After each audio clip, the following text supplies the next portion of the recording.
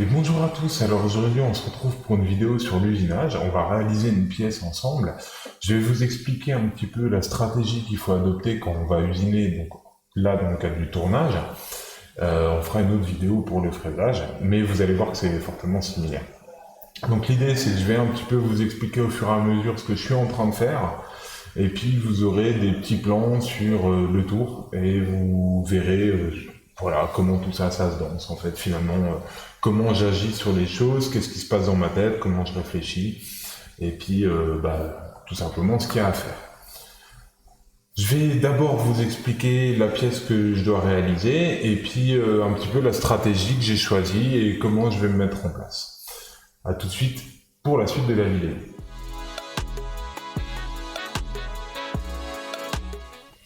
Alors voilà, en fait, je viens de terminer le tournage de la vidéo et je me rends compte que elle va être longue cette vidéo, elle va être très très longue. Ce que je peux vous conseiller, c'est les points importants de la vidéo. En fait, il y a énormément de temps qui correspondent à l'usinage. Ce qui est intéressant peut-être pour vous, c'est le début de chacune des parties, les quelques premières minutes. Après, je suis en train de tourner les manivelles, c'est cool à regarder, c'est cool à voir. Ça vous permettra de prendre conscience que ça prend du temps. Maintenant, peut-être qu'il y a des moments où vous pouvez zapper certaines choses. Donc ça, c'est la première chose que je voulais vous dire. Ensuite, vous avez l'intro, je donne quelques grands concepts. Ce qui va suivre juste derrière, c'est la préparation de mon usinage. C'est sans doute le point le plus important de la vidéo, c'est la mise en place d'une stratégie. Voilà. Et j'ai insisté dessus, je viens de m'en rendre compte durant tout le tournage. Donc voilà, je vous laisse continuer la vidéo et puis à bientôt.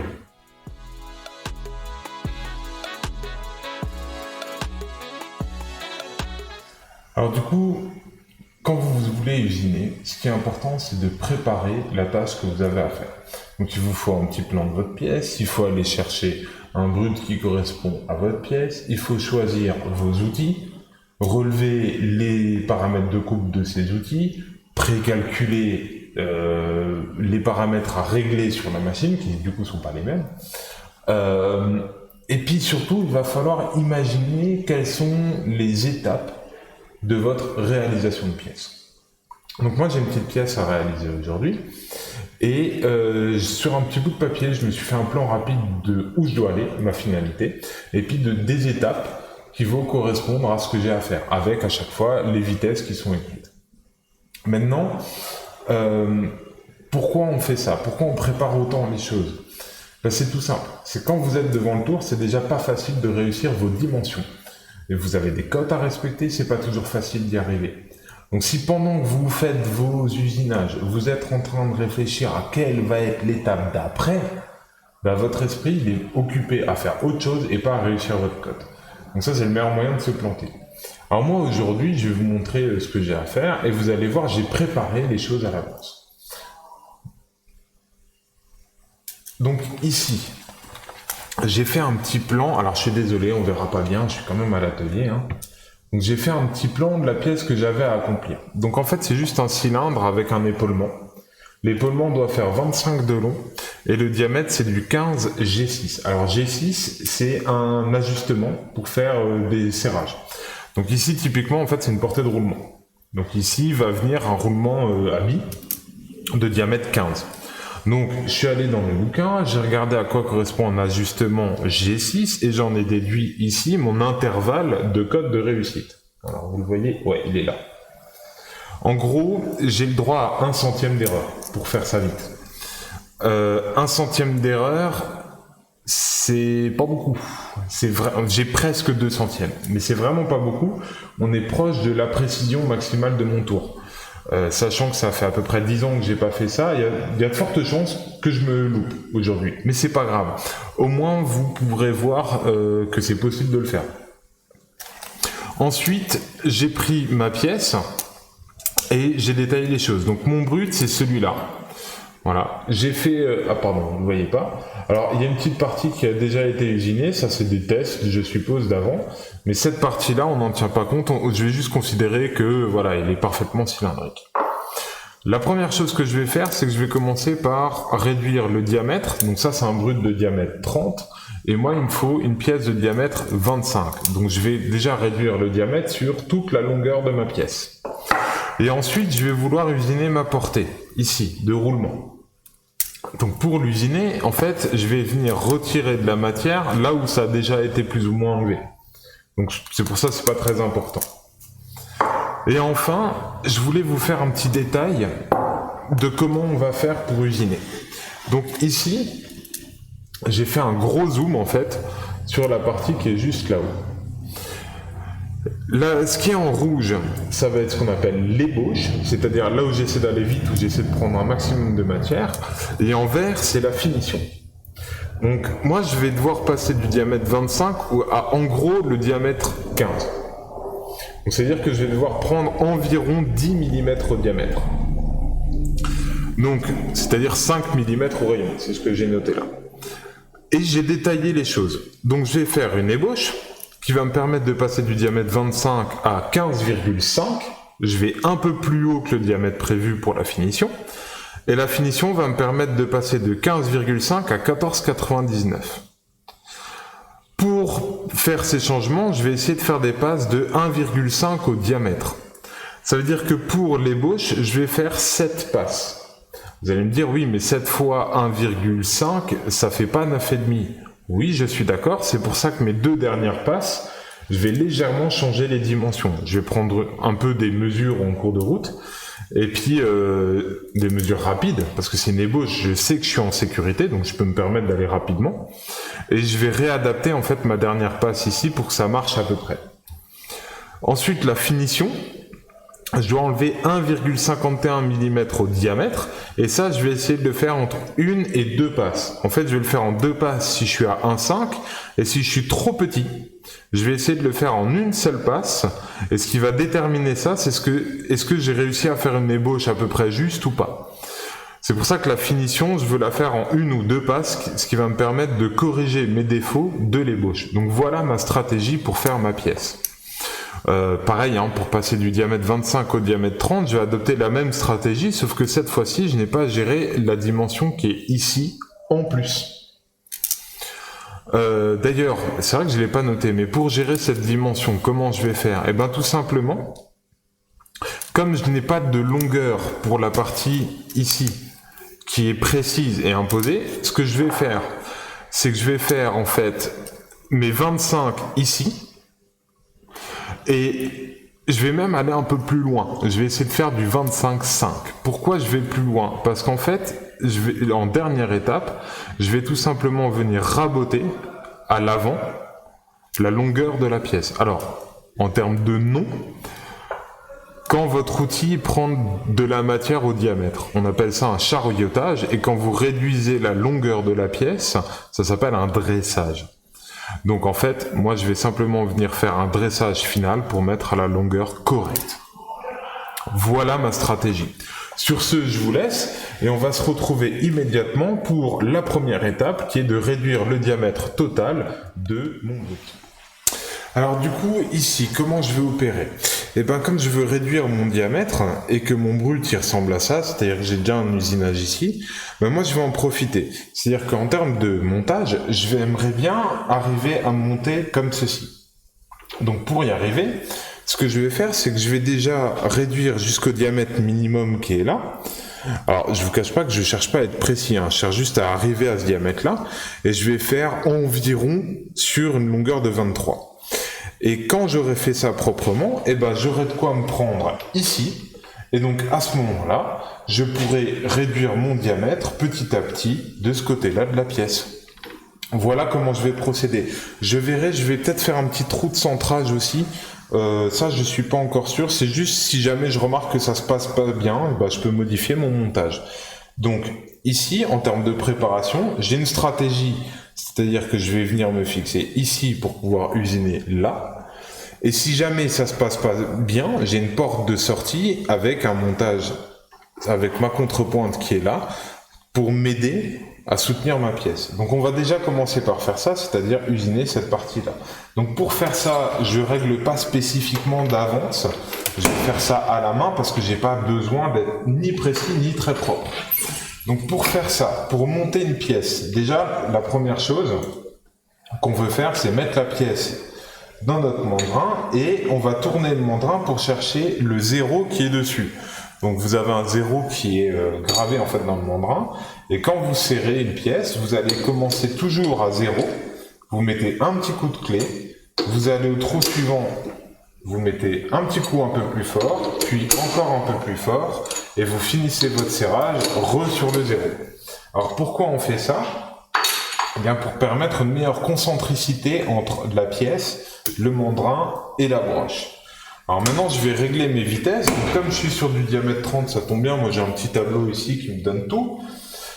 Donc comme je suis sur du diamètre 30 et que ma vitesse de coupe c'est ça, ça veut dire que ici je dois me régler à 1600 tours. Ok. Donc je me mets sur mes 1600 tours. Voilà. Avant de lancer l'usinage, évidemment, on vérifie, et puis ben moi, je démarre mon tour. Voilà. Et je vérifie que tout va bien. Parfait. Donc maintenant, je vais juste simplement usiner ma pièce. Donc ici, la première chose que je vais faire, c'est que je vais faire un petit dressage de cette face-là. Donc rappelez-vous, le dressage, c'est quand l'outil traverse comme ça. Faire un petit dressage et je vais me régler une butée, ici, quelque part. Pour m'assurer que tout va bien. La butée, je vais la mettre à environ 23 000.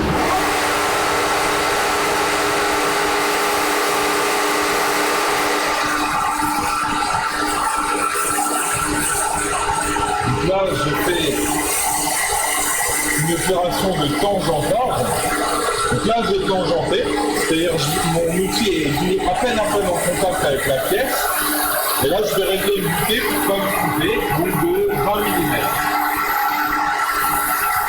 Alors, 7 mm.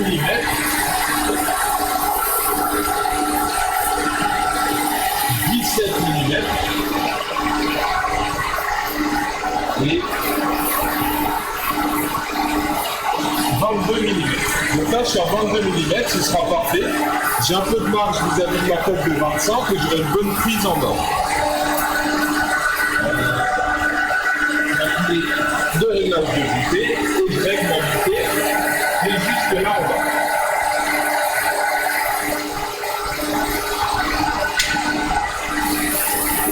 Voilà. Et maintenant, je vais venir faire mes usinages. Donc là, je viens tangenter sur mon diamètre. Donc tangenter, qu'est-ce que c'est? Alors attendez, je vais mettre en pause. Tangenter, c'est quoi? Eh bien, en imaginant que le pinceau, ce soit mon outil, je vais venir me rapprocher le plus possible de la pièce jusqu'à ce que l'outil vienne à peine effleurer la pièce. Le but, c'est d'à peine effleurer. Et quand vous faites ça, ça veut dire que vous avez réglé une sorte de 0. Et du coup, quand je viens me déplacer avec mes manivelles de commande à vernier, eh ben, je sais exactement de combien je me déplace. Donc c'est comme ça qu'il faut procéder. Donc là, on va faire nos usinages.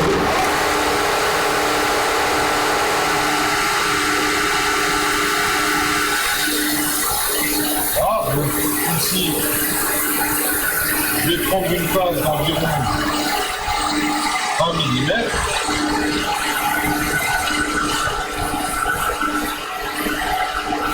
Alors je le fais à la main parce que le but c'est pas forcément d'être propre, c'est juste d'essayer d'aller relativement vite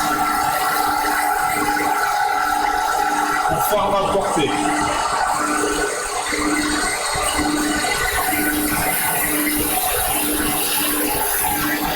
Je ferai qu'une seule dépasse qui sera un peu jolie, juste pour avoir une belle portée.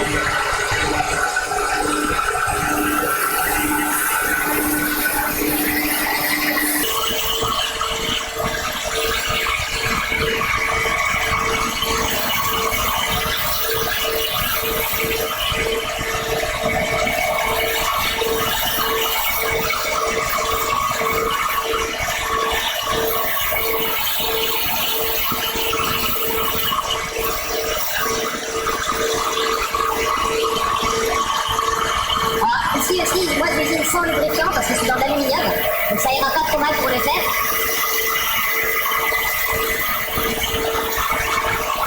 Si j'avais été dans l'acier, c'est vrai que du lubrifiant ça serait pas trop.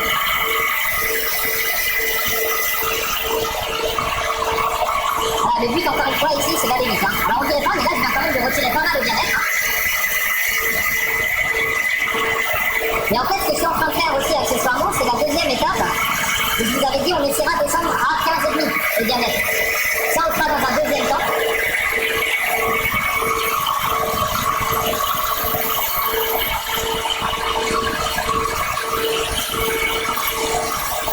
Alors, je peux vous montrer quand même ce que ça donne avec la lance.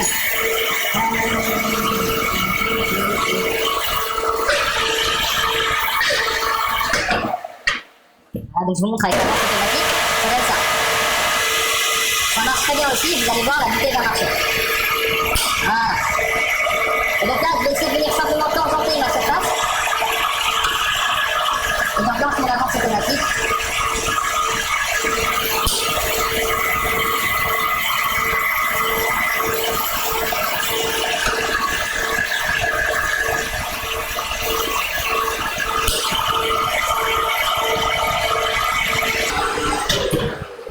Voilà, donc là en fait, en préparant mon montage pour l'étape suivante, ce que je viens de faire, c'est que je viens de faire quasiment tout le rouge. Il me restera une petite passe sur le rouge à faire pour passer du diamètre là que j'ai mesuré qui valait environ 16 à 15,5. Enfin un peu plus que 16. Donc voilà pour une des premières étapes. Maintenant je vais démonter cette pièce, me fixer ici et usiner le reste de ma pièce.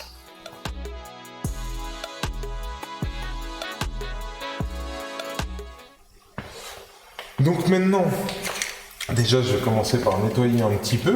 Je vous rappelle quand même que quand vous faites une pause là, au niveau du tour, il est toujours bon de nettoyer vos copeaux. Plus vous les nettoierez fréquemment au fur et à mesure, moins vous aurez de boulot déjà à la fin. Et surtout, ça va permettre de maintenir votre tour en bonne santé puisque les copeaux ne s'accumulent pas et du coup ne rentrent pas dans les glissières. Donc en fait, c'est bénéfique à tout point. Donc je vous conseille vraiment de nettoyer au fur et à mesure. Voilà. Vous voyez, c'est fait. C'est déjà fini. Donc maintenant, alors s'il y en a par terre, c'est pas grave. Vous passerez un coup de balai à la fin. C'est absolument pas gênant.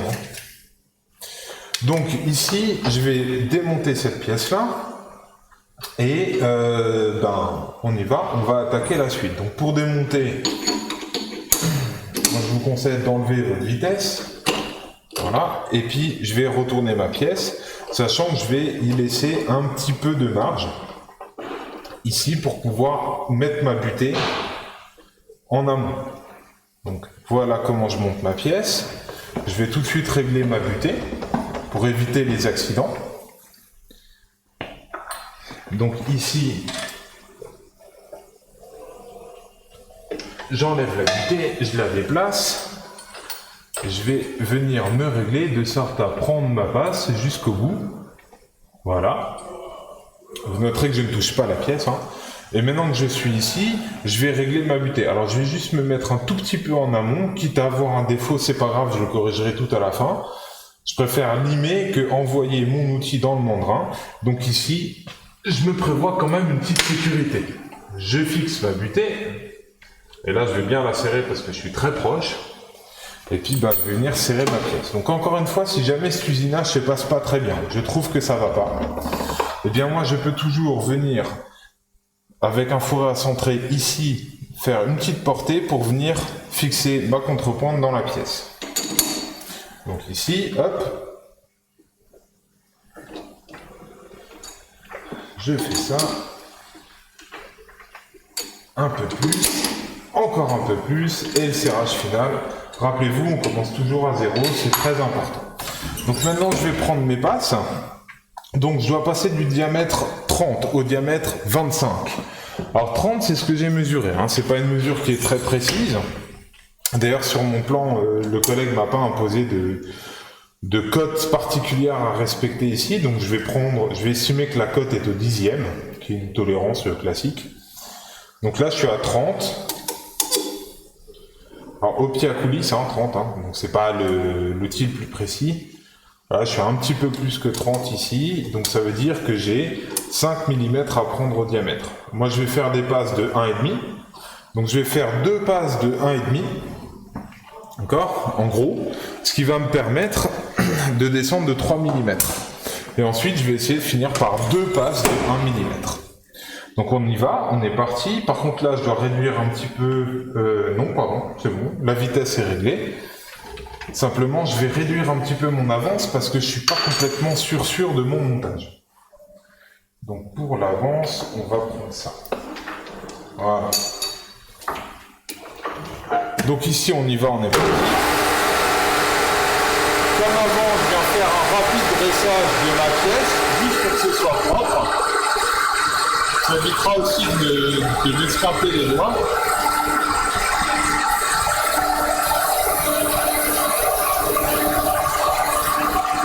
Voilà, ça c'est fait. Maintenant, je viens tangenter sur ma pièce. Donc, pareil, le but c'est de défleurer à peine. Si jamais vous ratez, vous devez tangenter ailleurs sur votre pièce, c'est pas grave.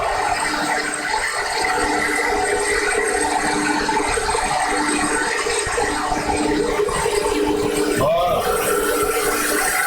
Et maintenant, je vais prendre une place. Alors, je vais m'arranger aussi pour tomber sur quelque chose de rond. Donc là, en fait, je lis 3,4 quelque chose. Donc moi, je dois prendre 1,5. Donc en fait, je vais aller jusqu'à 5, mais 5 tout rond. Comme ça, comme sur une valeur qui est bien ronde, ce sera beaucoup plus facile pour la suite. Donc je me mets à 5. Et dans un petit coin de ma tête ou sur ma feuille, je me retiens que j'étais à 5. Et je lance ma passe. Alors là, je vais juste mettre la protection au cas où il se passe quelque chose. Alors ici, ça siffle. Quand ça siffle, ça veut dire que vos conditions de coupe ne sont pas les bonnes. Donc à ça, plusieurs possibilités. Ou votre montage n'est pas le bon, ou votre avance est trop forte, ou vous tournez trop vite ou pas assez vite. Donc là, je vais réduire encore mon avance, et je vais faire un petit test. Donc ici, on est bon. Ici, on est bon. Donc là, je suis à l'avance minimum, je ne peux pas aller moins vite. Et donc, je vais juste faire un petit test pour voir si ça va bien.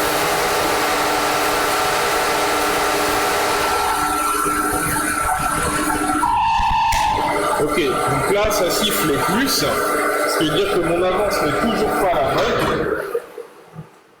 Je vais revenir sur mon avance de tout à l'heure. Par contre, je vais simplement me ralentir un petit peu, parce que si ça siffle, ça vient peut-être aussi de ça. Donc c'est en AV. Voilà.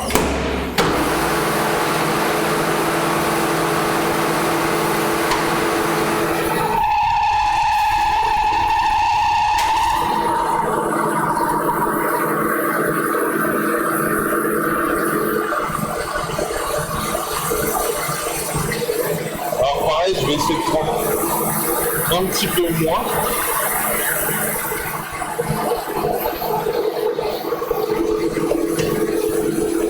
Pour voir comment ça va. Donc là, je prends 2 mm en moins.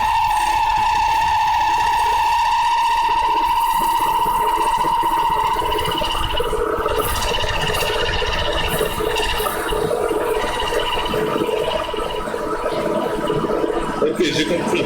Donc là, le sifflement venait en fait d'un défaut de contact sur la pièce. C'est-à-dire que j'avais pas toute la pièce qui touchait.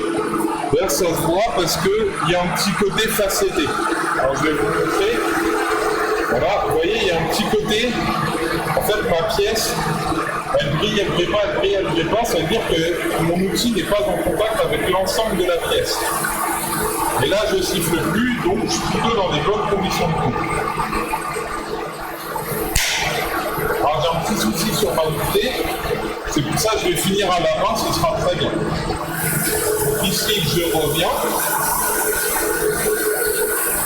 je vais aller à mes fameux simples que je cherchais tout à l'heure, et je relance une passe pour voir.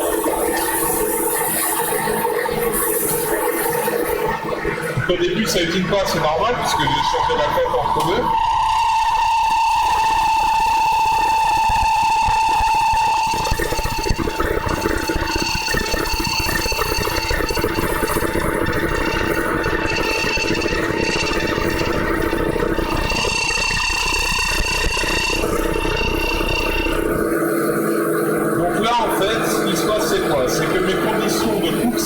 Vers la fin de la pièce.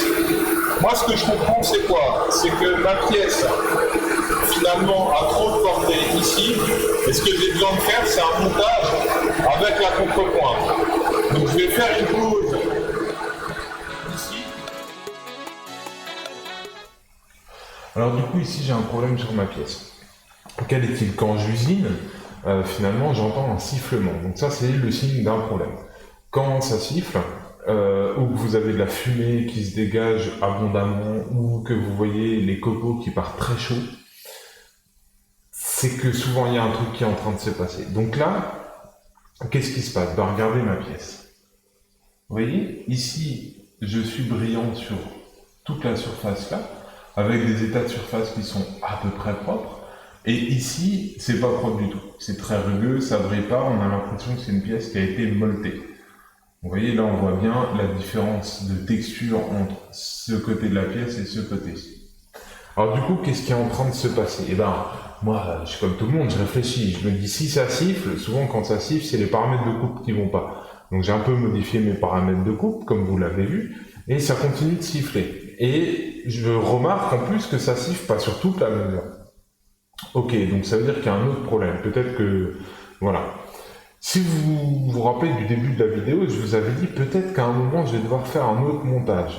Pourquoi? Parce qu'en fait, qu'est-ce qui se passe? Quand mon outil il vient pousser ici contre la pièce elle se tord. Donc en fait, je suis potentiellement en train d'usiner un espèce de cône, comme ça, parce que je mets trop de pression ici et que j'ai pas assez de prise de ce côté. Du coup, l'outil a du mal à prendre la matière là à cause de la flexion de la pièce. Ce qui explique mon état de surface au début, et ce qui explique aussi potentiellement ce sifflement. Et puis plus je me rapproche, plus la flexion, en fait, la flèche, elle diminue, et donc je reviens dans des paramètres de coupe qui sont plus acceptables. Quand je regarde bien mon état de surface, je remarque aussi qu'effectivement, la surface est très dégradée au début, et ça va de mieux en mieux jusqu'à quelque chose de propre. On voit même une espèce de transition qui se produit ici, où l'outil arrive vraiment à prendre sa place, et là, c'est vraiment propre. Donc, je comprends en réfléchissant que le problème vient de mon montage. Et là, je vais devoir faire un montage entre points. Alors, en fait, je fais un montage mixte, pour être tout à fait précis, c'est-à-dire une partie dans les dos, enfin dans le membrane, et une partie contre la pointe. Je vais vous montrer ça juste après. Comment j'en suis arrivé à ces conclusions? Eh bien, en fait, j'ai détecté un problème par mes sens, c'est-à-dire le sifflement, ça siffle, il y a un bruit, c'est pas normal. J'utilise mes yeux, je vois qu'il y a un problème d'état de surface. Je sais que souvent c'est dû à des paramètres de coupe qui sont pas les bons. Je modifie, je fais un petit test ou deux sur mes paramètres de coupe, je vois que ça ne change rien. Donc c'est que ça vient pas de là, ça vient d'ailleurs. Et il n'y a pas 50 000 possibilités, je vais procéder par élimination. Et par élimination, j'ai compris que c'était mon montage. Donc je change mon montage. Vous voyez que c'est ça aussi l'important d'avoir un plan, c'est qu'au début de la vidéo, avant même d'avoir commencé ma pièce, je vous avais dit, il faut un plan en tête et il faut aussi des issues à ce plan. Et je vous avais tout de suite dit, je vais peut-être devoir changer de montage. C'est ça qu'on attend dans une usine. Alors, c'est pas de réussir tout parfaitement du premier coup, c'est d'être capable de s'adapter aux situations. C'est la qualité la plus importante dans une usine. Sur ce, je vous laisse et je vais vous faire le montage du coup mixte, c'est-à-dire membrane plus contrepointe.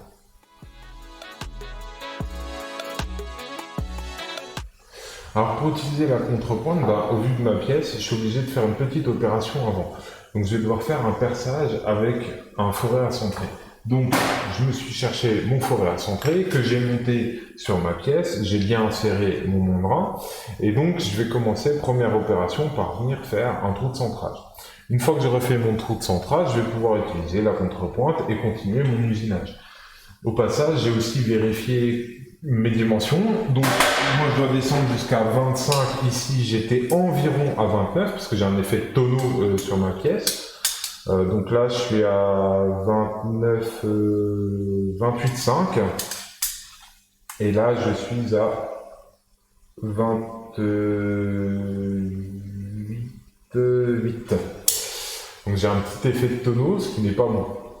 Donc on va essayer de corriger ça et mon montage va sans doute m'aider à le faire correctement. Première étape, je vous montre. Donc déjà, il va falloir que je change mon outil. Ici, j'ai la fameuse pointe de la contrepointe. Rappelez-vous aussi, je vais en profiter pour enlever mes copeaux. Voilà, hop. On essaie toujours d'enlever les copeaux loin des glissières. On les pousse pas à l'intérieur des glissières, on les pousse en dehors des glissières. C'est mieux pour la santé de la machine. Voilà, un petit coup partout. Ça mange pas de pain et c'est vachement mieux. Donc maintenant, le montage. Moi, je vais commencer par changer ici. Donc, pour changer cet outil, en fait, vous allez reculer la contrepointe au maximum. Vous essayez de le faire vite et l'outil va se dégager tout seul. Alors, hop, je vais juste la serrer. Voilà. Ensuite, vous la ressortez un petit peu pour avoir de la marge. Ça, vous le mettez de côté. Voilà. Et puis, vous montez votre outil. Donc pour le monter, en fait, il suffit de le pousser dedans. Voilà, là il est déjà dedans, je peux plus le retirer. Ça marche. Donc maintenant, ici, je vais venir monter ma pièce. Alors, plutôt que de la prendre comme tout à l'heure, je vais changer un petit peu, je vais venir me serrer plutôt ici, là où en plus l'état de surface est déjà moche. Et puis, je vais faire mon centrage.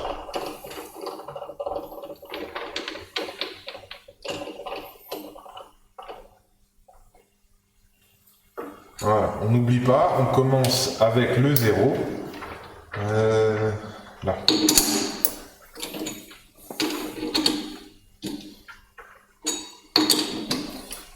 Alors, comme j'ai pas préparé, si vous voulez, cet aspect-là de mon usinage, j'ai pas en tête par cœur les vitesses d'un four à centrer. C'est pas grave.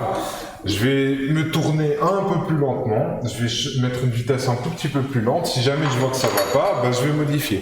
Comment je sais que ça va pas quand je perce? Et tout simplement, mon fourré a du mal à rentrer dans la matière. Il faut que je pousse trop fort. Et c'est pas du tout le but d'un fourré à centrer. Normalement, un fourré à centrer, ça rentre assez facilement dans la matière. Donc ici, je me mets juste un chouïa plus lent. Hop. Juste par sécurité, et je fais mon centrage. Donc pour centrer, j'ai monté mon fourré, je fais attention juste, parce que la rotation s'effectue dans le bon sens, donc là je tourne comme ça tombe bien, ça correspond à mon fourré. Et donc ici, je viens délicatement en contact, et je perce. Au niveau des vitesses, on est pas mal, le fourré rentre bien.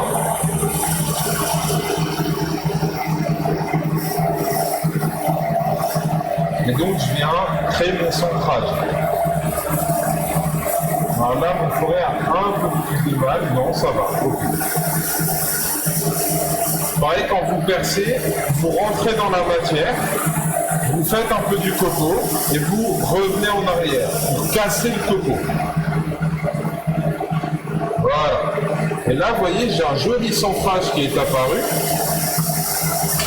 Et maintenant, je vais venir monter ma contrepointe là-dedans. Donc là, je vais refaire mon montage. Donc, j'enlève ma contrepointe. Alors là, je remarque que j'ai des petits copeaux qui traînent sur les glissières. Donc, je les mets par terre avant qu'ils passent sous ma contrepointe et qu'ils abîment les glissières. Voilà. Je vais démonter mon fourré. Et puis, je vais immédiatement monter ma contrepointe qui est juste là. Voilà, donc ça, c'est bon, c'est fait.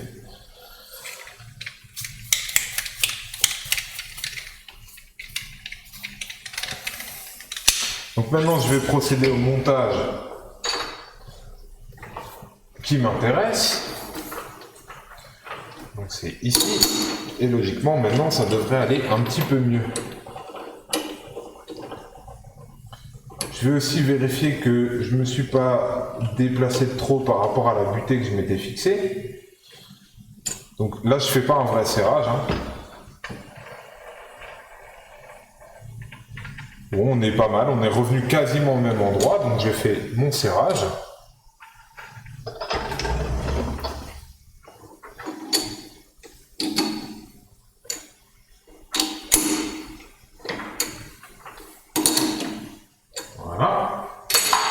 Et je viens placer ma contrepointe. Donc pour la placer, vous la laissez libre, vous déplacez votre chariot pour avoir un petit peu de marge avec votre outil. Et à ce moment-là, vous sortez la contrepointe et vous n'oubliez pas de la verrouiller. La contrepointe, elle doit juste venir en contact avec la pièce, pas plus. Ça sert à rien d'appuyer comme des bœufs. Ce que vous pouvez aussi faire, alors là, je remarque que je suis pas super sur mon centrage, donc je vais venir tout simplement desserrer, venir en appui correct contre ma contrepointe, et serrer seulement après. Voilà.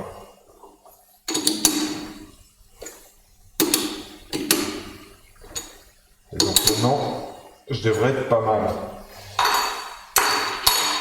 Je vais simplement exercer une pression légèrement supplémentaire, voilà. Pas beaucoup, hein. Il faut juste un petit peu de pression et il faut surtout verrouiller et la contrepointe et, si vous voulez, la sortie de votre contrepointe.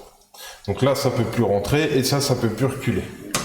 Donc ici, on est bon. On va juste rapidement vérifier que tout ça tourne. Ok, super. Et puis, je vais lancer le tour et faire un contrôle visuel de la concentricité. Normalement, on devrait être bien. Ici, hop, j'enclenche ma vitesse. Voilà, et je regarde. Il y a un petit effet de tonneau. Mais ça m'a l'air pas mal. Ok, très bien. Alors, on pourrait prendre un comparateur et vérifier tout ça un peu plus proprement. Je vais juste aussi vérifier que mon outil est capable de passer pour prendre ce que j'ai à prendre. Alors, je pense que ça devrait aller. C'est un peu juste, mais ça devrait aller.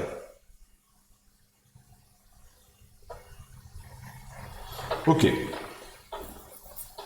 Bon, écoutez, ma foi, on va essayer. J'hésite quand même un petit peu à tourner mon outil. Je vais vous laisser là, je vais juste tourner mon outil pour être sûr d'avoir la place. Et puis ma foi, on se dit à tout de suite. Alors du coup, ici, j'ai tout réglé. J'ai vérifié que tout passe correctement. Voilà, j'ai réglé ma butée aussi. J'aurais juste une petite manip à faire en plus en cours de route. Et puis ma foi, on est parti. Donc, on remet les bonnes vitesses, par contre, hop. Super, et ici, B et E. Je vais réduire un petit peu l'avance quand même. On sera pas mal. On va déjà commencer par faire un petit test. Vérifier que tout se passe bien. Donc ici, je viens tangenter mes surfaces. Comme d'habitude.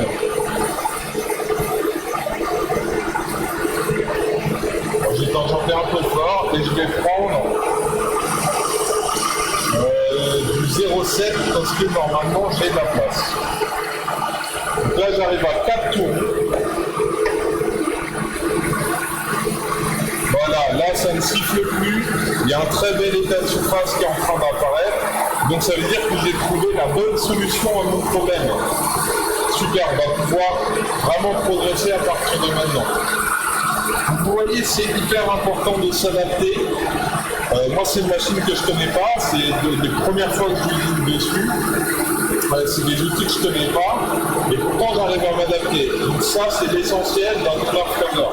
C'est quelqu'un qui doit être capable de surmonter les problèmes et de s'adapter à la situation. Et en même temps, je l'avais anticipé ce problème-là. Donc là, on est vraiment sur quelque chose qui marche bien.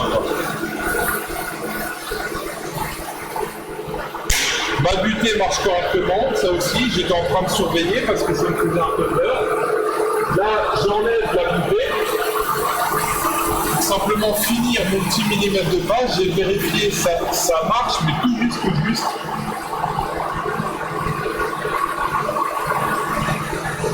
Voilà, je viens de passer l'outil. Maintenant, je reviens là-bas. Je ne touche plus à cette molette puisque c'est ce qui va me permettre de faire le prochain diamètre. Et je vais venir prendre une mesure pour contrôler ce qui se passe. En tout cas, l'état de surface est très propre. Donc ça me rassure. J'ai remis ma butée, à ne pas oublier à partir de maintenant. Et puis je vais venir contrôler cette surface. En tout cas, c'est plutôt bien. Donc maintenant, le diamètre, sachant que moi j'ai un diamètre de 25 plus ou moins 1/10, j'ai de la marge quoi. Donc là, je suis à 27. Environ 27. Donc je suis, pour être tout à fait précis, à 27,24 et 27,8. Alors là, c'est un peu bizarre ce qui est en train de se passer. 27,8 et ici 27,98. Ok, je vais refaire une passe, mais en gros, je suis presque à 28, donc il me reste 3 mm à prendre. Ce que je vais faire, c'est que je vais prendre deux passes de 1 mm et je vais m'arranger pour tomber sur une graduation pile poil. Comme ça, pour ma dernière passe, ma passe de finition, où je vais réduire l'avance, ce sera beaucoup plus facile pour le faire. Vous comprendrez quand je vais vous expliquer le calcul. Donc ici, je relance. Je suis à la même cote que précédemment, donc je vais prendre 1 mm, je vais aller de 4 à 5. Et je lance ma passe. Alors si vous avez des copeaux trop longs, que le copeau ne se casse pas, vous pouvez arrêter l'avance et la reprendre. Ça fait un petit défaut sur la surface, mais ça fera toujours moins de défauts que de laisser des copeaux trop longs.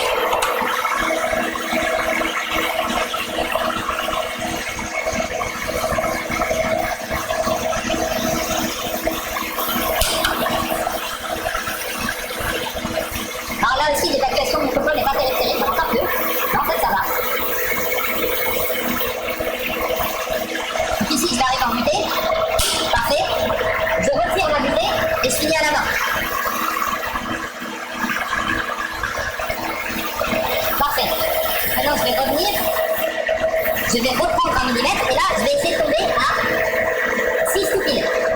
Donc, je m'arrête un petit peu avant 6 et je vais venir à peine tapoter pour faire 6 tours ronds au dernier. Donc là, je suis à 6 tours ronds au dernier. Et je retiens ça dans un coin de ma tête.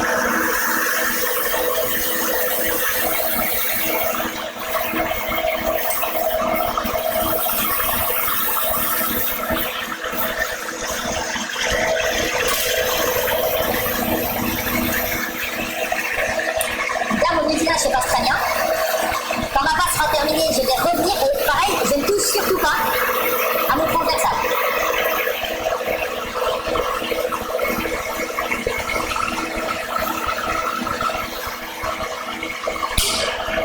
Alors là, j'avais oublié de remettre ma butée. Heureusement, je l'ai conclu très vite. Sinon, j'aurais pu aller à la collision, ce qui m'aurait un peu embêté. Donc là, j'ai fini ma passe. Je reviens en dehors de la pièce sans toucher ici, je retiens, j'étais à 6.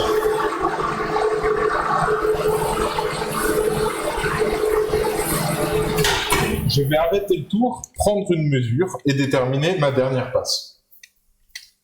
Donc c'est ça un peu la méthode. Si vous voulez, ici je touche pas, je retiens que je suis à 6. Si jamais j'ai peur d'oublier, je le note sur un bout de papier, d'ailleurs c'est ce que je vais faire. Et puis maintenant, je vais mesurer et calculer ma dernière passe. Donc ici, moi je suis à 6. Donc 6. Et je viens mesurer. Donc comme je suis au 10e, la précision du pied à la coulisse ira plus que largement. Après, il me faudra un autre outil de mesure. Donc là, je suis à 26,82.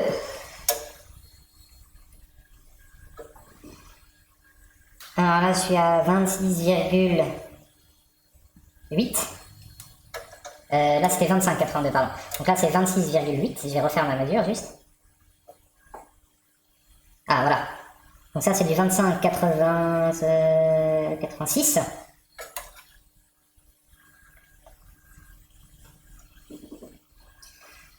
Là, je suis à 25... Ouais, je suis à 26 tours. Donc j'ai déjà un petit écart, qui vient sans doute de mon montage et de la concentricité de mon montage. En gros, je suis pas en train de tourner parfaitement rond. Donc là, j'ai vu 26,8. Ici, on avait dit 86. C'est ça. Et du coup, ici, j'ai un petit peu plus. Ouais. Donc ça veut dire qu'il me reste en moyenne, 0,88 à prendre. Donc c'est bien, c'est parfait pour une passe de finition. Moi je mets, rappelez-vous, hein, j'étais à 6 j'ai pas bougé. Donc ça veut dire que mon outil, en fait, c'est celui qui a généré ce diamètre-là. Il est dans la même position, il a été bloqué. Donc ici, je vais prendre mes 0,88 mm et je devrais tomber à peu près juste. Donc ici, chaque graduation représente 0,1 et puis ensuite, je vais m'aider du vernis. Donc c'est-à-dire, je vais aligner 2 graduations sur le 8 du vernis pour faire 88. Donc, pour résumer, je prends 8 graduations ici et 8 graduations, mais cette fois-ci sur le vernis. Donc on est parti. Je prends mes 8 graduations. 4, 5, 6, 7, 8. Donc je vais être à presque 9. Et là, je vais aligner mon vernis avec le 8. Donc je regarde ici et j'aligne délicatement. Voilà. Et je vais lancer ma passe.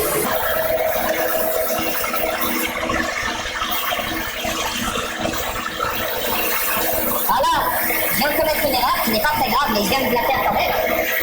Quelle est cette erreur? Et bien tout simplement, j'ai oublié de changer ma vitesse d'avance. Mon état de surface est déjà très faible, donc c'est pas très grave. Mais j'aurais pu avoir un meilleur état de surface si je n'étais pas précipité dans cette opération. Donc là, c'est une bêtise que je viens de faire, même si c'est pas très grave. Ensuite, on démontera la pièce, on contrôlera la cote.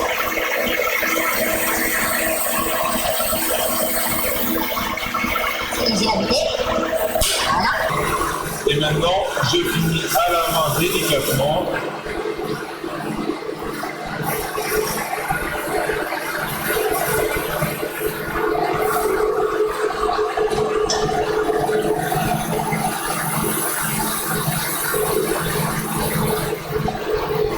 Alors maintenant que j'ai ma cote finale, je vais revenir. Donc moi je suis allé de 6 à plus, donc maintenant je vais aller de 7 en gros vers 4 pour me dégager.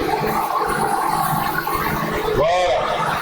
Pour pas abîmer ma pièce quand je viens remonter avec le chariot.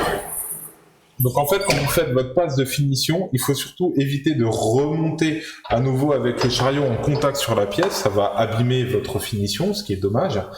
Donc là, ce que j'ai fait, c'est que je suis venu au bout de ma passe et j'ai reculé mon outil pour ne pas abîmer la pièce. Donc ici, par contre, j'ai oublié, je vais juste casser l'angle. Donc pour casser un angle, en fait, je vais avancer comme ça et bouger comme ça. Ça va me permettre de faire un chanfrein. Un petit chanfrein, peu importe. Hein. Alors c'est un petit peu, au début, c'est un petit peu technique à faire. On ne demande pas de faire de très beaux chanfreins, on demande juste qu'ils soient là. C'est pour éviter de se couper, en fait. Hein.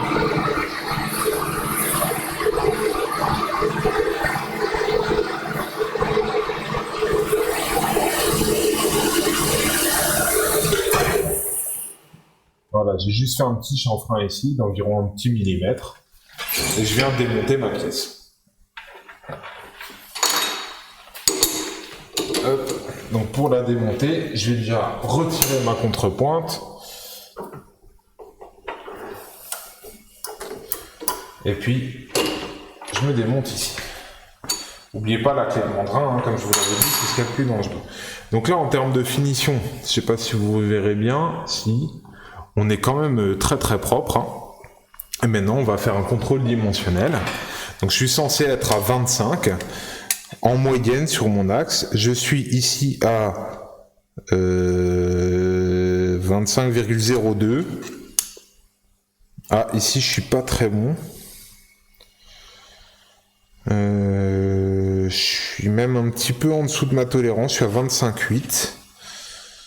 Alors je vais juste tourner ma pièce pour voir si c'est pareil partout. Oui. Et ici je suis à 25,01. Ça aussi un petit peu. En fait je suis en train de pas tourner très très rond. Pour faire une mesure parfaite, il faudrait que je la fasse au micromètre. Seulement 25, c'est un peu chiant au micromètre, mais c'est pas grave. Là, je vais aller chercher un micromètre et maintenant, je vais usiner ma portée de roulement. Donc, c'est la partie qui est là. Donc là, je vais devoir cumuler dressage et chariotage pour usiner correctement ma portée de roulement. Donc, comme dit, comme la longueur qui est là devait faire, on m'a dit, plus que 70. Donc là, il me reste... là, je suis à un peu plus de 77. Donc en fait, ici, comme on m'a dit, je veux juste plus que 70. Moi, ce que je vais faire, c'est pas compliqué. Je vais venir ici plus loin en termes d'usinage. Je vais venir jusqu'à environ 26. Donc ça veut dire que je vais devoir recharioter en fait le petit diamètre pour rejoindre à nouveau cette surface. Et une fois que j'aurai fait ça, je vais venir contrôler mes surfaces ici, savoir quel est leur diamètre, mais cette fois-ci au micromètre. Puis je vais déterminer ma stratégie pour les passes finales, pour ma portée de roulement. Et on va essayer d'atteindre notre précision voulue.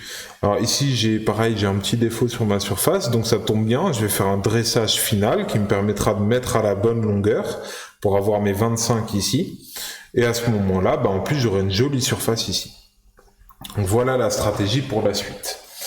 Là, je vais remettre la contrepointe tout au bout, nettoyer un petit peu les copeaux, remettre la tourelle correctement droite, et puis ma foi, on va attaquer la suite.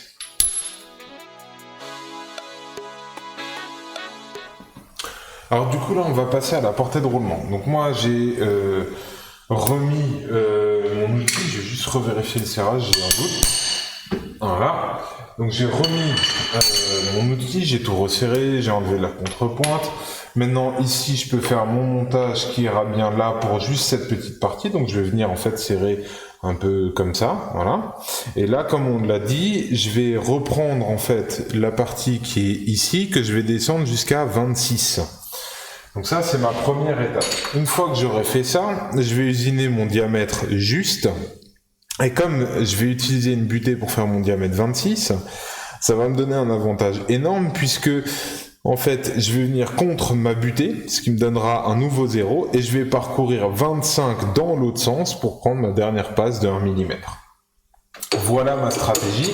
Comme je vous l'ai dit, il est essentiel d'avoir une stratégie en place pour faire un usinage. Peu importe que votre stratégie soit la plus optimale ou non, ce qui compte, c'est déjà d'en avoir une. Avant toute chose. Donc là, je viens faire mon serrage.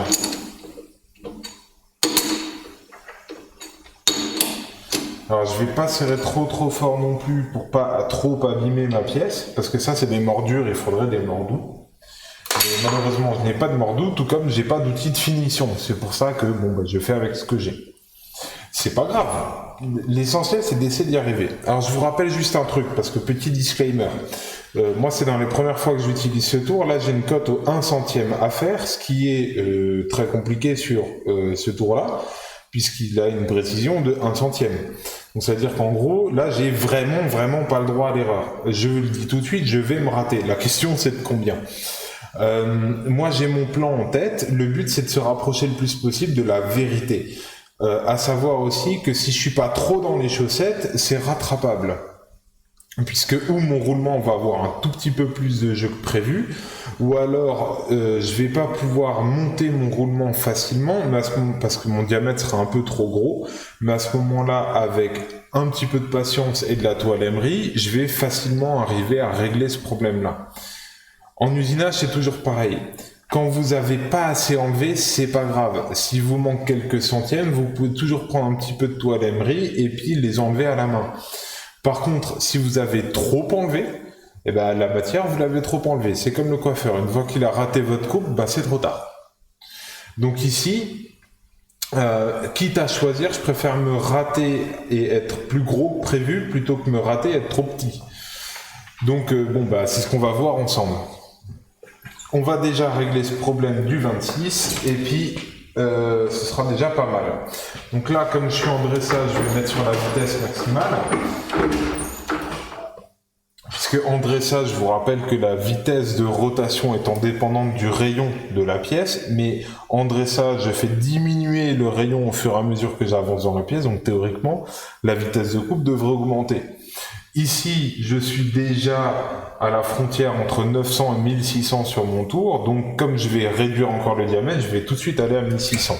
D'ailleurs, pour toute la suite de l'usinage, je vais rester à 1600, ça ira très bien vu qu'on va encore réduire le diamètre. Donc ici, je viens faire mon dressage. Alors, je viens juste simplement tangenter.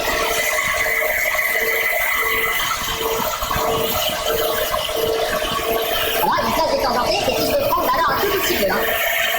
Simplement pour dire qu'il est fait. Voilà. Donc maintenant, si je fais rien, je recule et je viens régler ma butée. Donc pour régler ma butée, il va falloir que je parcours 26 mm. Donc là, il faut que je fasse une lecture environ à peu près propre. Donc là, je suis à 3,9, 3,94. 3,94. Auquel je dois rajouter 26 mm. Donc ça fait que je dois arriver normalement sur du 26 mm, ça fait 29,94. Vous voyez, je vais mettre d'un bout de papier pour faire mes calculs. Donc ici, je dois parcourir 2 mm et tomber sur la graduation. Du coup, c'est combien 9,94, c'est ça. Donc ici, hop.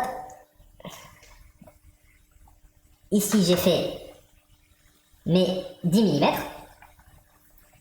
10 de plus. Donc maintenant, je viens prendre mes 6. Voilà. Et là, je vais aller au fameux 94. Donc, ici et... Oh, j'ai fait une erreur de lecture. C'était 44, pardon, excusez-moi. C'était pas 94, c'était 44. Donc bon, dans tous les cas, je suis juste.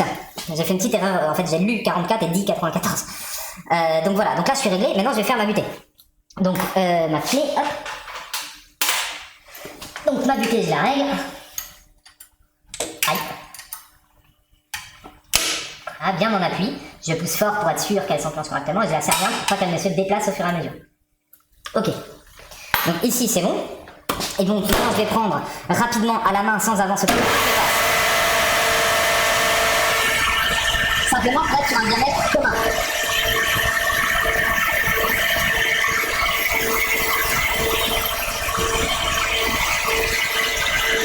Alors, je le fais assez rapidement, hein, à la main. Je prends environ 1 mm à chaque fois. Alors, je fais environ parce que c'est pas très important si c'est pas pile poil 1 mm.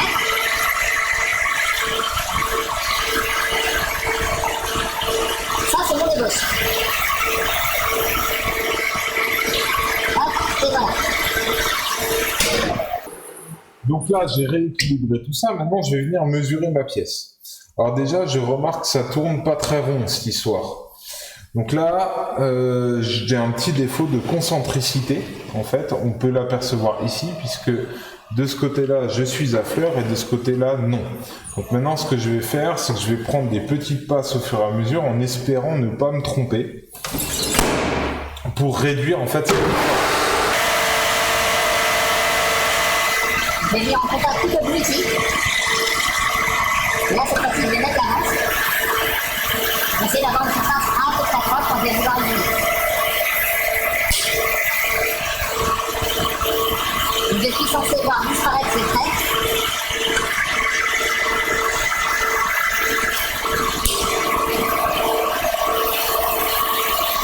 Donc là, j'ai pris un demi-millimètre au diamètre. Il se rapproche de la face minimum, c'est pas terrible. Et ça devrait corriger le défaut. Voilà, le défaut il est corrigé. C'est très bien. Donc maintenant, je vais prendre une mesure ici, au micromètre, qui est là. Donc je vais prendre une mesure au micromètre ici, et je vais définir le reste de ma stratégie pour la fin de mon usinage.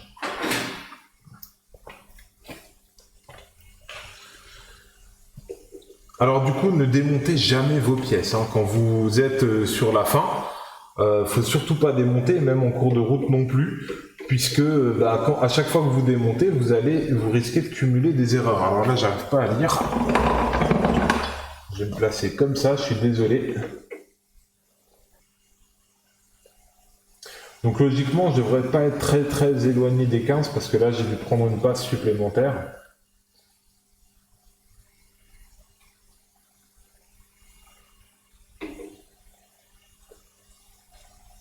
Alors, on prend toujours plusieurs mesures, hein. Donc là, je suis à 16, 17, 17, 55.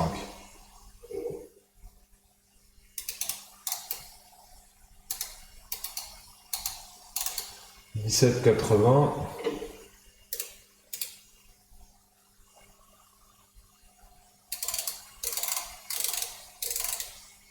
« 17,65.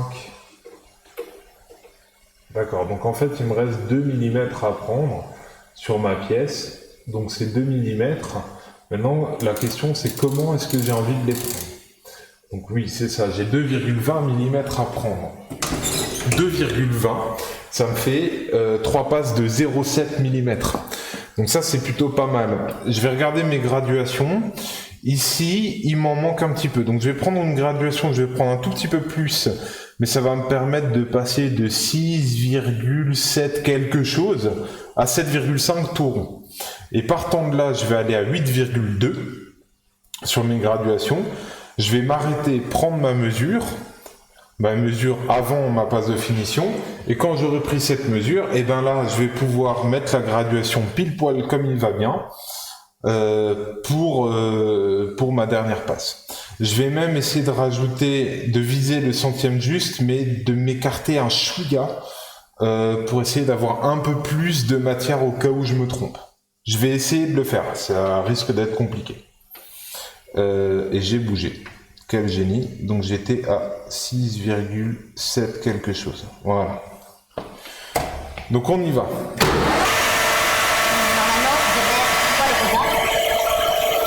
Et on a dit que nous on allait à 7,5. On y va, 7,5. Je prends ma passe.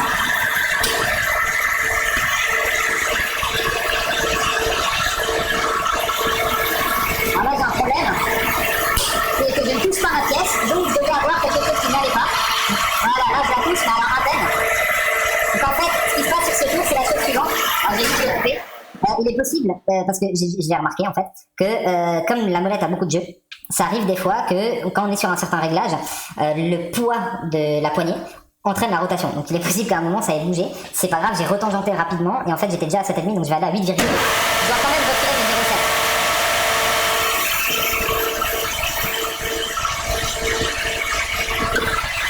Voilà. Et ça ressemble visuellement une phase de 0,7. Donc en plus je sais que je suis à peu près. Parfait. Donc maintenant je vais faire une autre passe de 0,7, donc 8,2 plus 0,7 ça fait 8,9, mais je vais faire un 9 mais alors pile poil.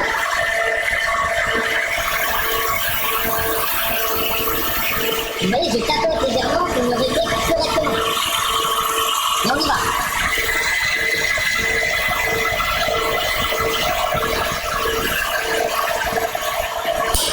Là pareil, je ne touche pas à ça.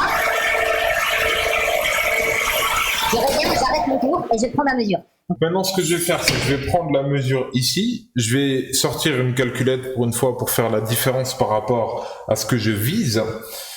Et je vais rajouter cette différence ici et je vais essayer de me tromper pour enlever un tout petit peu moins au cas où je me trompe vraiment sur ma cote.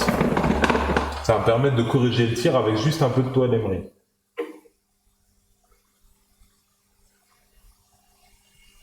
Donc ici,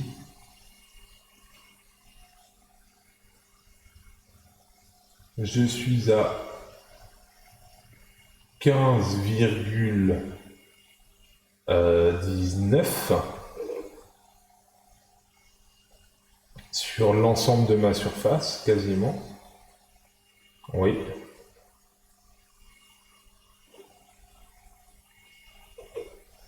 Pardon, 16,19. Tiens, ce qui est pas normal. Je devrais être à moins. Donc 16,19, c'est-à-dire que j'ai fait une erreur de lecture à un moment. 16,19, il me reste 1,19 à prendre en gros. Je vais faire la différence et normalement tout ça, ça devrait passer en une seule passe. Parce que ça fait un peu moins de 1,5 à prendre, donc ça devrait aller. Donc moi je suis à 16,19. Voilà, je vais sortir ma calculette. Elle est là. Et donc je vais faire 16,19 moins la cote que je vise. La cote que je vise, je me l'étais noté, si vous vous rappelez, c'est 14,989. Donc ici, ma calculette. Donc 16,19 moins 14,989, sachant que je peux pas l'atteindre. Ça veut dire que là, je dois prendre 1,201 mm. Donc 1,20 tout rond. Ça va être pratique pour moi sur mon vernier, parce que si vous vous rappelez, moi je suis à 8,9. Donc si ici, je dois prendre 1 mm, 0,20, c'est-à-dire que je dois faire 10 graduations, plus 2 graduations complètes, avec un 0 au vernier. Et comme je vous l'ai dit, je vais essayer de prendre un petit peu moins, je vais essayer de faire un faux 0. C'est-à-dire, je vais essayer de me faire sur la demi-graduation entre le 9 ici et le 10 là. Bon, c'est un peu compliqué, mais en gros, j'essaie de me rater, mais de très très peu. Et normalement, ça devrait le faire. Donc 1,2, moi je suis à 8,9. Ce qui veut dire que ici, si je rajoute 1, j'arrive à 9,9. Donc je dois tomber sur la graduation 0,2. Voilà. Pardon, 0,1. 9,9 et je dois faire 2 graduations. C'est ça, 0,1.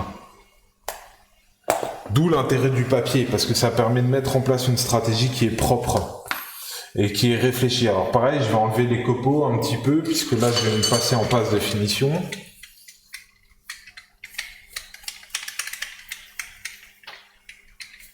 Voilà. Grossièrement, hein, c'est pas grave, on essaie de les enlever, toujours pareil, on les pousse pas dans les glissières, on les enlève des glissières.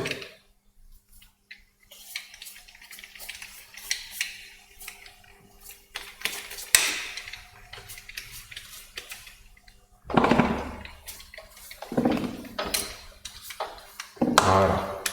Donc maintenant, on y va, on fait notre dernière passe.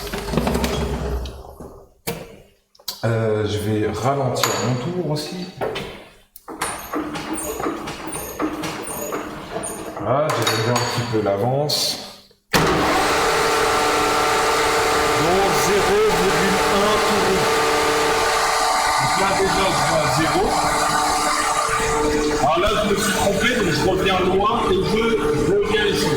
Quand vous trompez, ici en fait je suis allé trop loin, donc je vais prendre trop. Mais si je reviens qu'un petit peu, je suis dans le jeu. Comme je suis dans le jeu, je reviens loin et je viens reprendre ma cote autrement. Donc là, je vais essayer de faire un faux 1.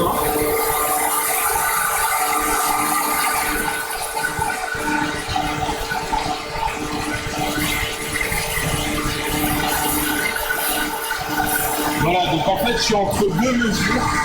C'est pas tout à fait propre, donc ça devrait être pas trop mal. Donc maintenant, on y va. Là, il faut se faire confiance, il faut lancer la machine. J'ai ralenti mon avance, je vérifie ma butée est juste. Je prends une belle passe, ce qui est parfait pour cet outil-là. C'est un outil qui aime bien les grosses passes, j'ai bien senti.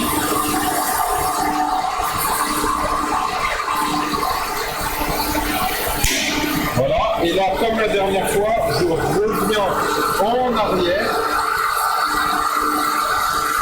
pour ne pas abîmer mon état de surface en finition. Alors, vous pouvez aussi venir enlever la butée,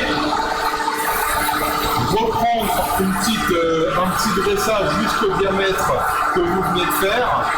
Et puis, à ce moment-là, vous avez un dressage qui est très propre pour votre portée de roulement. Là, moi, c'est pas ce que je voulais vous montrer. Je voulais vous montrer, ici, je suis à la butée. Donc moi, je vais revenir de 25 en arrière. Donc, 25, là, j'étais à 6,6. Ce qui j'enlève 25 graduations, ça m'emmène à 5,6, 4,6, 4,1. 10. Voilà, donc là je fais mes 25 proprement.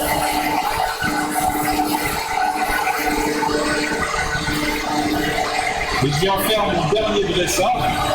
Alors, sauf que pour faire mon dernier dressage, il faut que je change en fait l'avance de mon tour, le sens de l'avance. Comme ça, je vais faire un joli dressage très propre. Donc ça c'est la top que je vise. Donc maintenant ce que je vais faire, j'ai plus besoin de ma butée, donc je vais déplacer ma butée, tout simplement, à l'endroit où je souhaite m'arrêter. Et je vais faire mon dressage en 2 passes. Donc ici, un premier dressage.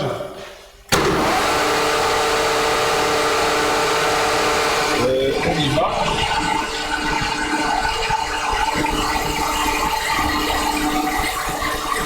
Puis je vais faire un deuxième dressage, je le fais juste en 2 passes, j'en fais un petit puis un plus gros pour la finition.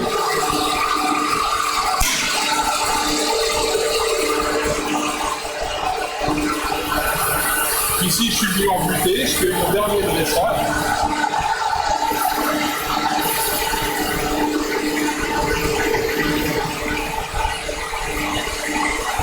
Notre pièce sera terminée.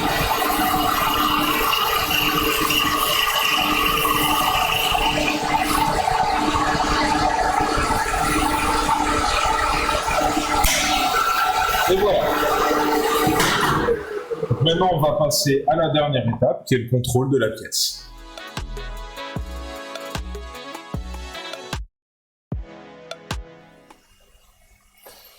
Donc ici, on va passer au contrôle de la pièce. Donc je vais le faire avec vous là en face cam. Alors déjà, on va parler rapidement des états de surface parce que ça va très vite.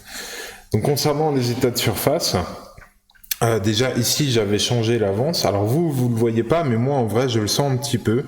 L'état de surface ici avec l'avance de finition est quand même meilleur que l'état de surface où j'avais oublié de régler mon avance avant ma dernière passe. Bon, c'est pas très grave, les 2 états sont très propres. Dans tous les cas, moi je suis plutôt satisfait d'un point de vue état de surface. D'un point de vue dimensionnel, donc 25, encore une fois, c'est la pire mesure pour les micromètres, mais je vais voir si celui-là y arrivera quand même ou pas. Parce que celui-ci s'arrête à 25 tout pile et le plus grand commence à 25, donc c'est toujours un peu embêtant ça.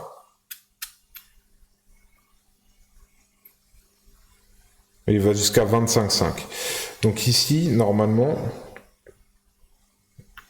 je devrais pouvoir passer. Voilà, ok. Donc ici, je suis à 25,20, ce qui fait que moi j'avais dit que je visais plus ou moins le 10e. Là, je ne l'ai pas partout, mon 10e. En fait, là où j'étais proche de la contrepointe, je ne l'ai pas. Ouais, c'est ça. En fait, j'ai usiné en tonneau, ça s'appelle. Alors là, c'est pas... Enfin, je vais vous faire un petit schéma, vous allez comprendre. Ouais, c'est ça. Donc en gros, là, quand j'ai usiné, ce qui s'est passé, c'est quand je prends ma cote au milieu de ma pièce, j'ai la bonne cote. Et dès que je me rapproche des points d'attache, c'est-à-dire quand j'étais dans mon montage avec mes morts ici et ma contrepointe là, j'ai pris un petit peu moins. Ce qui veut dire que ma pièce, en fait, elle a, entre guillemets, un peu fléchi en cours de route à cause de mon montage. Et donc ma cote, elle est juste ici, et elle est un peu fausse ici. J'ai un 10e de trop sur les extrémités ici. Bon, nous, ce qui nous intéressait, encore une fois, ça, c'était pas la partie fonctionnelle de la pièce, c'est ici, la partie la plus fonctionnelle de la pièce. Et donc ici, moi, je viens contrôler. Donc, je suis censé avoir quelque chose comme du 14,99 sur quasiment toute la longueur. Donc, on va voir si j'ai réussi ou pas. Encore une fois, j'ai essayé de fausser légèrement la valeur. Comme ça, si jamais je me suis trompé, je peux corriger derrière. Donc je suis là, hop, et 14,99 on a dit.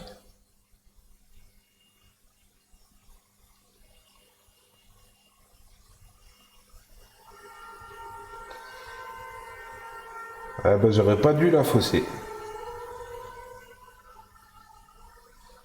Donc là, je suis à 14, environ 95.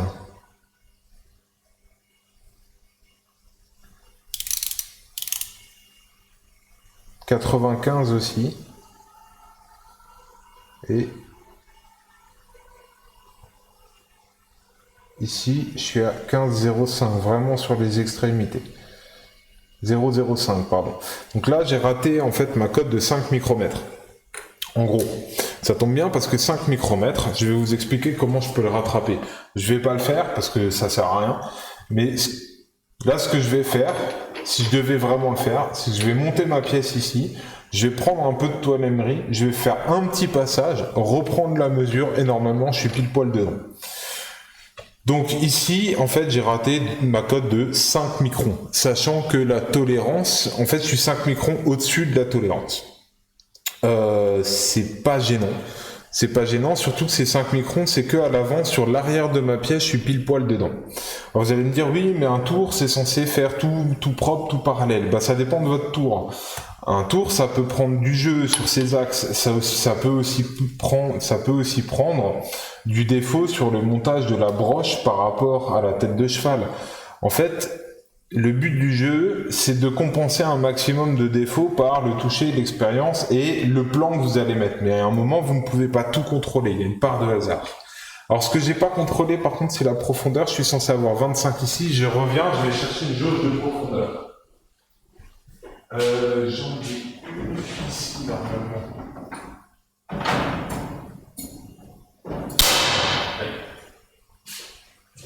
Ah, super.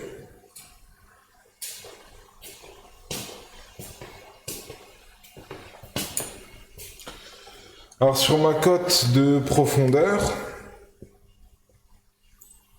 alors j'ai beaucoup de mal à lire parce que la jauge elle est cassée. D'accord, super.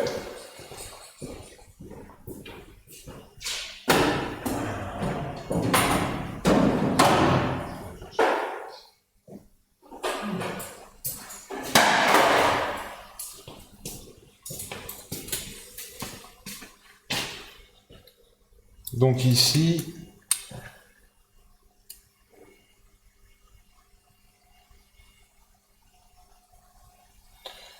« 25,2 ». D'accord. Donc en fait ici, moi j'ai eu un problème avec la butée de mon tour, que encore une fois, hein, c'est pas un tour que je connais très bien. Je suppose que ma butée s'est légèrement décalée au fur et à mesure des passes, puisque j'ai 2 dixièmes dans les dents. Donc ici, je suis pas bon. Et en plus, si on regarde bien, j'ai un défaut de surface sur mon dressage ici. On le voit, là, j'ai un petit bourrelet qui apparaît. Donc ça, malheureusement, je peux plus le rattraper parce que, comme je vous l'ai dit tout à l'heure, quand on a mangé trop de matière, c'est trop tard. Donc ici, c'est bien la crainte que j'avais. J'avais vu ce défaut là, le petit bourrelet qui est pas censé être ici. Je sais pas si vous le voyez vous à la caméra, mais pile poil à cet endroit-là, j'ai un petit bourrelet et il devrait pas être là. Ça, je l'avais repéré. Malheureusement, j'avais peur en fait de reprendre une passe ici parce que j'avais peur de me mettre dans les choux sur ma cote. Il s'avère que le petit bourrelet, lui, il est à la bonne cote et la surface d'appui normalement ne l'est pas. Quelque part, j'ai respecté ma cote, mais alors c'est vraiment pas terrible, quoi. Donc ce qu'il aurait fallu faire, c'est, sachant que la butée se décale avec le temps, que je m'arrête à 24, ici. Moi, j'ai fait exprès d'aller plus loin, de prendre cette surface, la surface que j'ai obtenue grâce à la butée comme référence pour faire mon dressage. En fait, ce qu'il aurait dû être fait, c'est faire un dressage ici, se décaler de 25, pour faire le dernier dressage. Et quand je faisais mon chariotage ici, eh bien alors à ce moment-là, j'aurais dû m'arrêter avec ma butée à 24. C'était ça l'astuce. Ce que j'aurais dû faire, et je le saurai à l'avenir pour le tour, si je veux faire quelque chose de propre en termes de longueur, eh bien à ce moment-là, je dresse, je me sers de ma surface comme de référence, je me décale pour faire le dernier dressage, la dernière mise à la longueur de ma portée de roulement. Voilà, j'espère que cette vidéo qui sera sans doute très longue vous plaît et qu'elle vous aura plu. L'essentiel de la vidéo se situe quand même... Alors attendez, je vais me mettre en face cam, ce sera un peu plus sympa.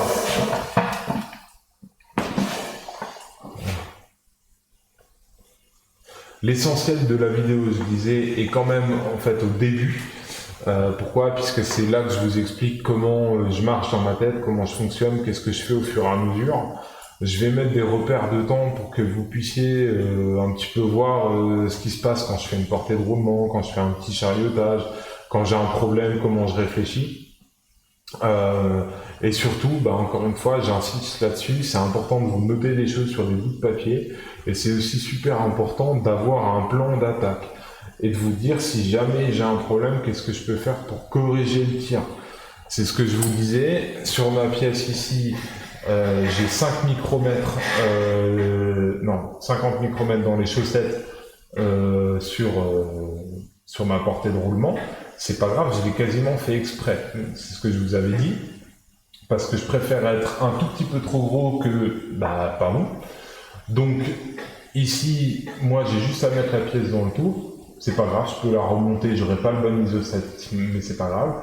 Je peux la remettre dans le tour. Je mets juste un petit coup de toile emery rapidement. Hop, avec une toile de finition qui va prendre très peu de matière. Je fais ça et je vais venir gratter mes 50 micromètres assez facilement, de façon à peu près uniforme, et je vais avoir une super bonne portée de roulement, pile poil le 15 G6 qu'on m'avait demandé. Par contre, là où malheureusement je ne pouvais pas anticiper parce que je connaissais pas suffisamment bien le tour, c'était à ce niveau-là. C'est vrai qu'avec le recul, en y réfléchissant, j'aurais dû adopter l'autre stratégie dont je parlais. Maintenant, je pensais pas que ça allait merveiller. Et enfin, cette coque-là, vous voyez, j'ai eu un problème dessus, j'ai réagi. Donc, encore une fois, le tourneur fraiseur, c'est la personne qui utilise son cerveau, qui détecte qu'il y a un problème et qui s'adapte à la situation. Je vous conseille d'ailleurs d'adopter ce petit concept pour la vie de tous les jours, c'est pas mal. J'ai un problème, je m'adapte, ça marche bien. Donc sur ce, je vous remercie de votre attention, désolé pour cette vidéo qui est très longue, mais malgré tout, j'espère que ça vous plaira.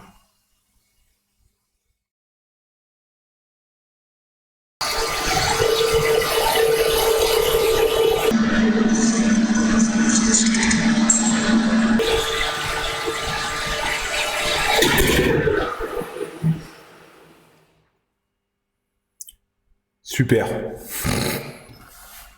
Voilà. Putain, c'est les moules quand même. Hein. Ça marchait bien.